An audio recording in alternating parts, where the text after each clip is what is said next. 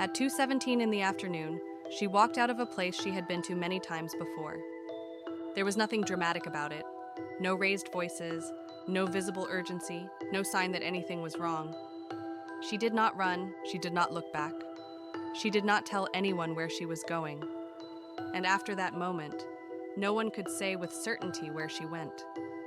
Disappearances are often imagined as sudden, violent events. Something loud, something chaotic, something unmistakable. This was none of those things.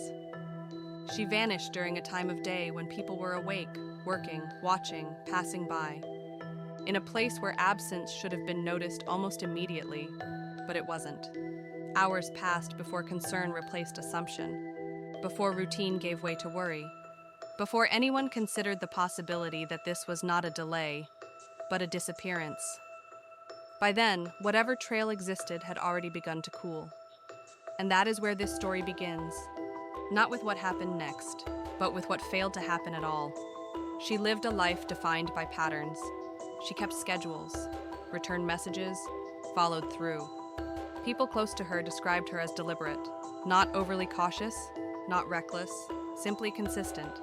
She was not known for sudden decisions, not someone who drifted away without explanation, not someone who disappeared from her own life. On the day she went missing, nothing suggested a rupture. No heated exchange, no cryptic message, no sign of emotional withdrawal.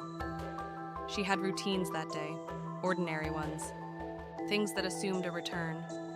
And that assumption is important, because disappearances that make sense often announce themselves in advance.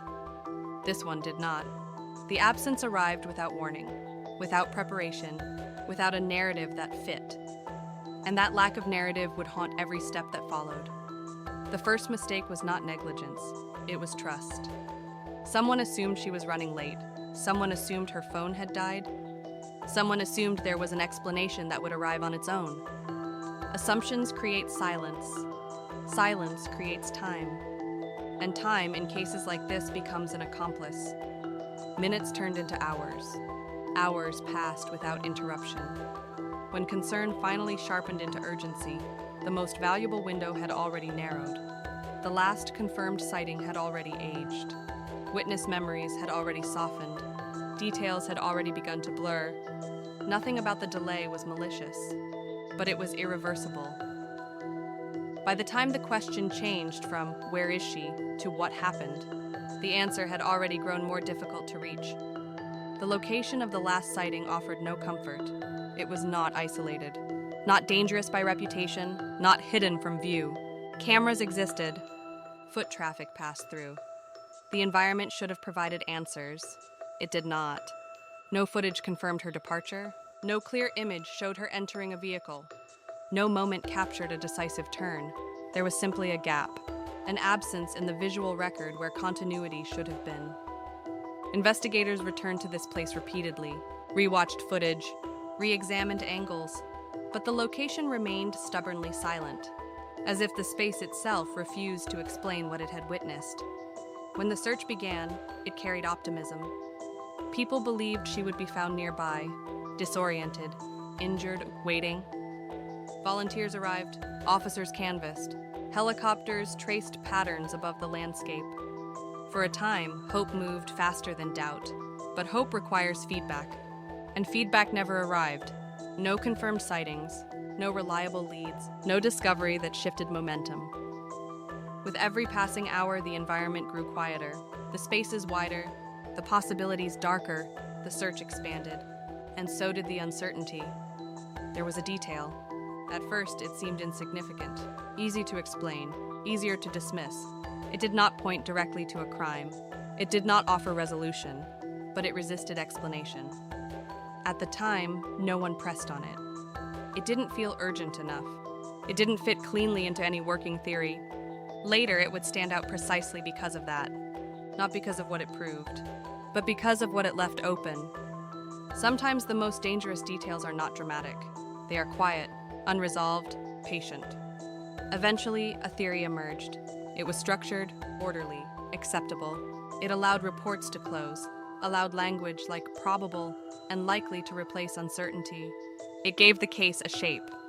But it also demanded belief in something difficult, that she chose silence, completely, without preparation, without leaving a trace that matched such a decision. The theory did not collapse under scrutiny, but it did not breathe easily either. It answered questions, while creating others that lingered longer. People who leave intentionally usually prepare.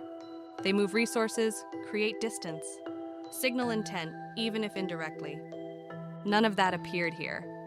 There were no financial shifts, no emotional detachment noted by those closest to her, no trail that suggested planning.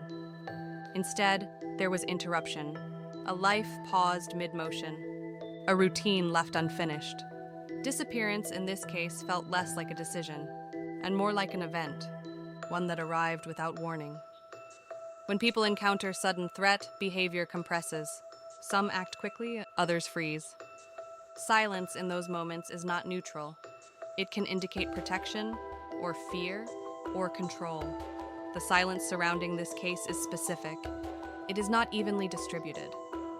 It clusters around particular moments, particular people, particular decisions. Understanding that silence does not solve the case, but it reframes it. It suggests that what is missing may not be evidence, but disclosure. Why was this footage never recovered? Why did this statement change later? Why was this lead abandoned? Each question alone seems manageable. Together they form pressure. Pressure without release. Cases like this do not unravel suddenly. They accumulate weight slowly. And eventually, that weight settles somewhere. Time did not bring clarity. It thinned attention, softened urgency, reduced presence. Search efforts slowed. Public memory faded. What remained was absence, normalized. And that normalization is its own kind of loss. Because unresolved disappearance does not end. It lingers quietly. Someone knows something. That statement is not speculative. It is statistical. In disappearances like this, knowledge does not vanish. It relocates into memory, into silence, into hesitation. Until that silence breaks, the story remains open, even if the case file does not. The case is no longer active, but the absence remains active. Not all tragedies announce themselves with violence. Some simply stop being explained, and that may be the most disturbing part of all. If something in this story stayed with you, it should.